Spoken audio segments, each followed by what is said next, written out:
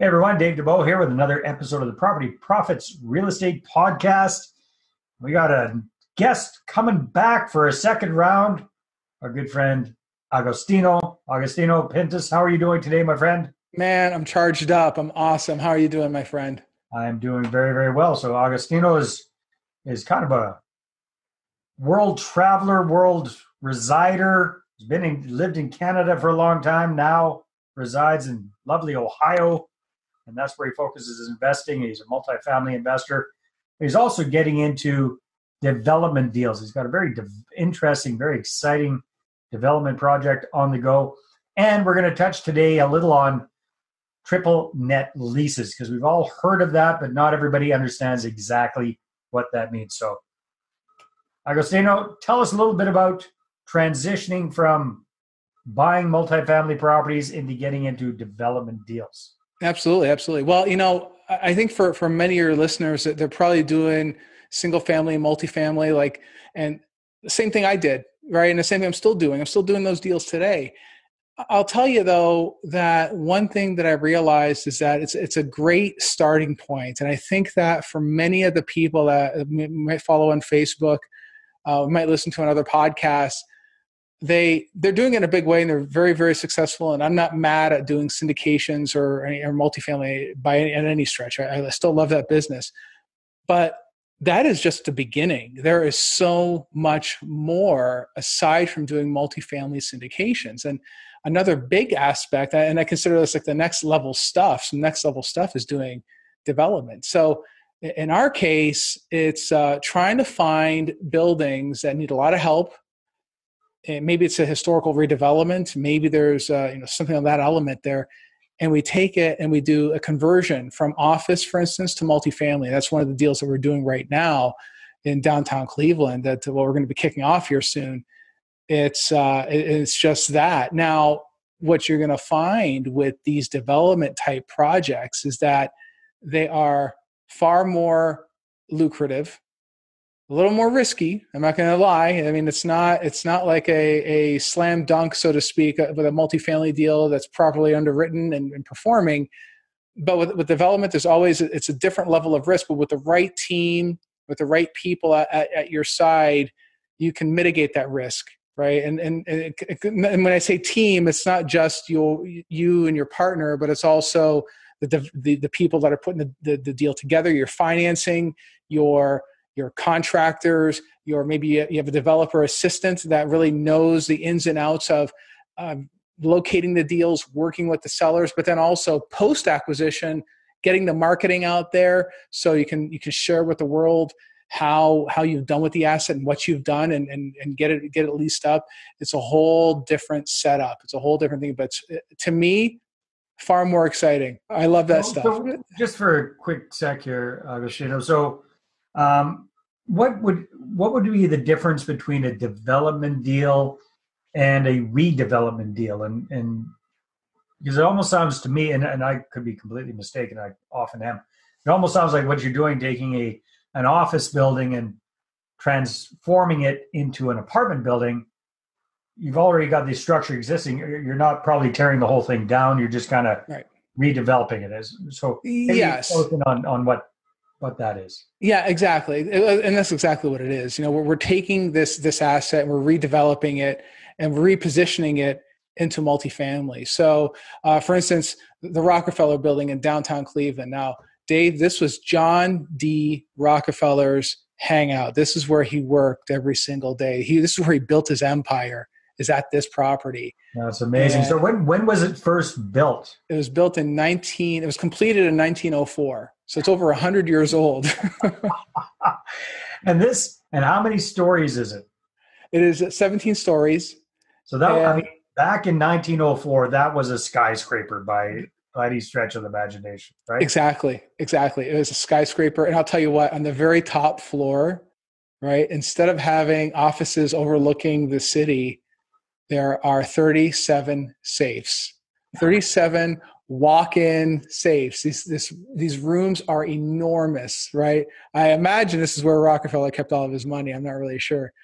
But that's crazy. So, and if you're not familiar with who Rockefeller was, you've heard the name. He was I believe he was the wealthiest man in the world for a while, if not way up there. I'm pretty sure he was the richest. No, he was the richest man on the planet. Yeah. That's right.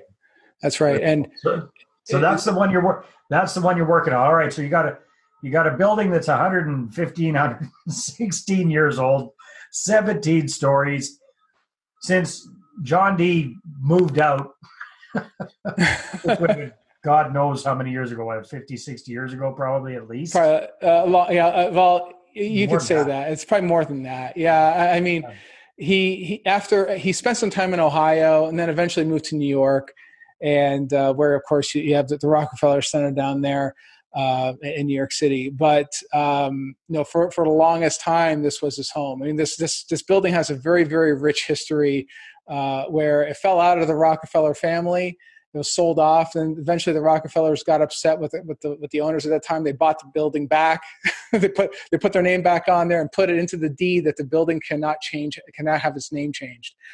So forever, as long as that building is standing there, it's going to be called the Rockefeller Building. Which, I mean, that name is gold. So I mean, I wouldn't want to change the name for sure. Right? Who'd want to change that? Ridiculous, right? So what's it been for the last God knows how many years? What's it been used as? It's been an office. It's been an office. So I think part of it, Dave, is that downtown Cleveland has, I'd say, I don't know. I'd say at least 5 or 6 years, the past 5 or 6 years, has been going through a resurgence, right? A lot of money has been coming back into the city, mainly by Cleveland Clinic. There's a lot of food and beverage companies that are down there. They're relocated down there. Sherwin-Williams was moving their headquarters there.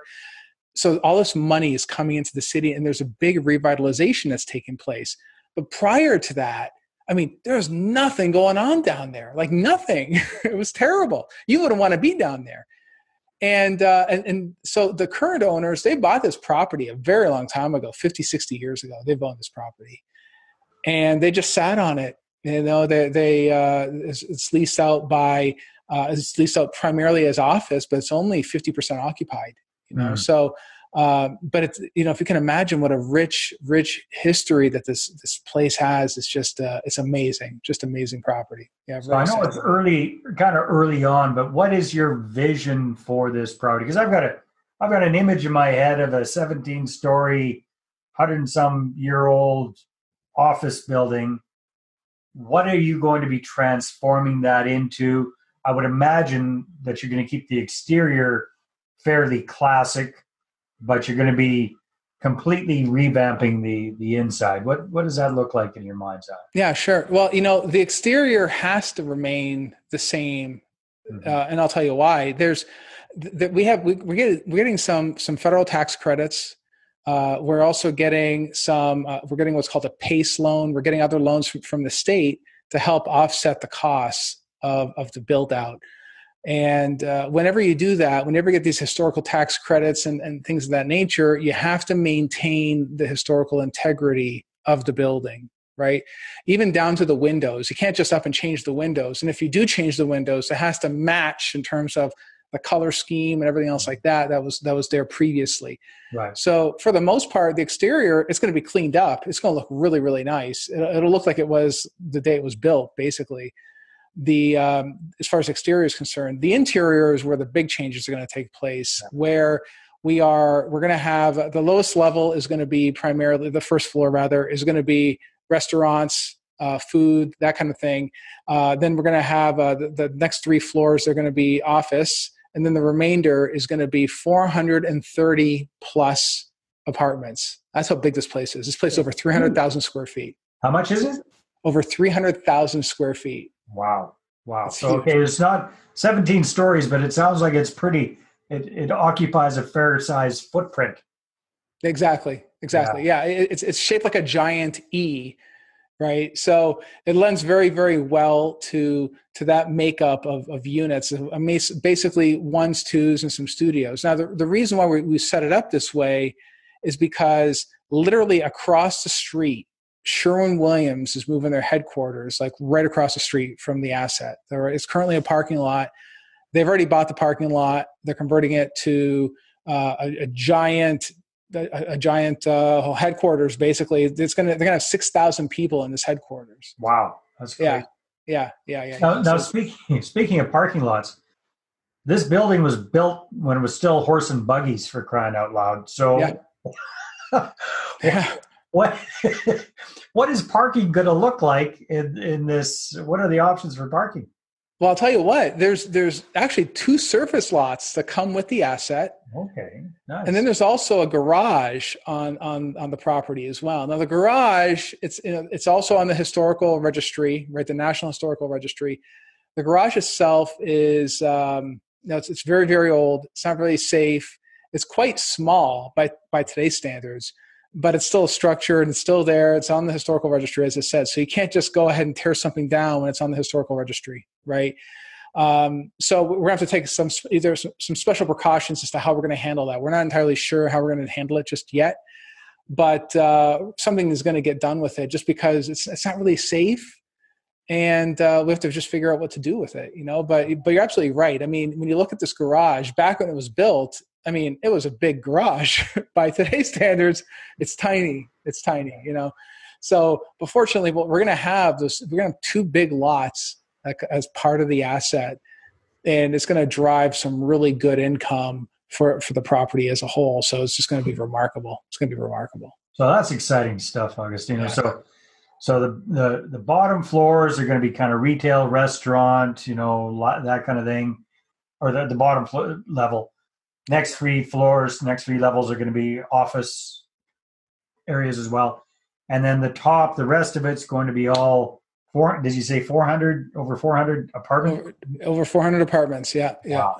So what is the anticipated time frame for getting this property turned around? And then what's your long-term plan for it?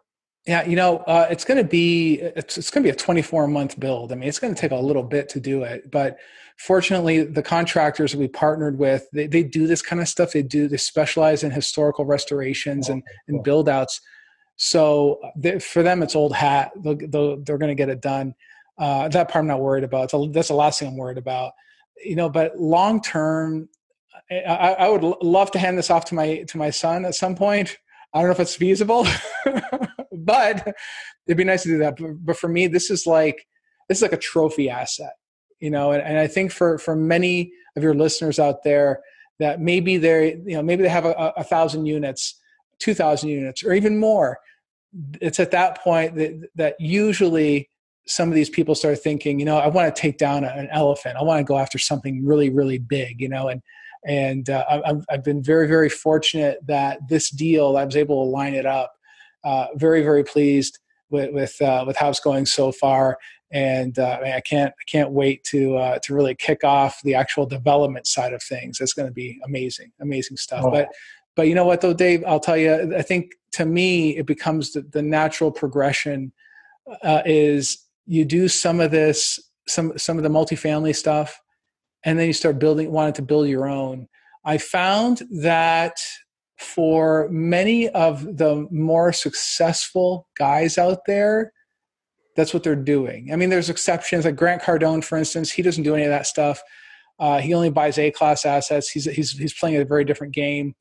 And of course, the big hedge fund people, they don't really do that stuff. But I'm saying some of the people here, even here locally, they might have 10,000 units, but a large portion of that they either redeveloped or they did some ground-up development, right? Mm. But development is certainly a key aspect, it seems, for many of these people that get into multifamily and after they're doing it for a while. It's kind of like a next level, right? Yeah, no, that makes sense. Agostino, time flies when we're having fun. We were going to talk a little bit about triple net leases and all that kind of stuff, but we aren't going to have time for that on this interview. But, I'm sure you have piqued the curiosity of a lot of our listeners. If people want to find out more about you and perhaps reach out to you, I believe you offer some training and coaching and that sort of stuff as well around multifamily investing. That's right. Tell us a little bit about that and how people can reach out to you. Yeah, I mean, we do coaching on multifamily and it's to me, I always try to do things as comprehensive as I possibly can. That's just how I do things. And I always put out good stuff. At least I like to think so anyway. So we have an online course that we do. And as I said, very, very comprehensive. You go through that, you can pretty much be ready for just about anything. Then we also do a live course as well, one-on-one even is available too. So, but if anybody wants to reach out, bulletproofcashflow.com is the best way to go. It's on the website. You can also hit me up on Facebook, hit me up on Instagram, DM me. I love hearing from people. And I always get back to you. So it's just one of those things I love hearing from people. Awesome. Well, my friend, congratulations on this jewel in your crown. I am super excited for you. I can't wait to see how this turns out. So we'll definitely have to interview you with some visuals before, during, and after type pictures of this whole process, because I just can't wait to see how it turns out.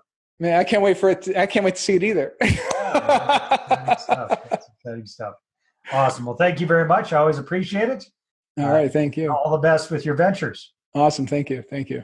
All right, everybody. That's it for this episode. Stay tuned for the next one. Take care. Bye-bye.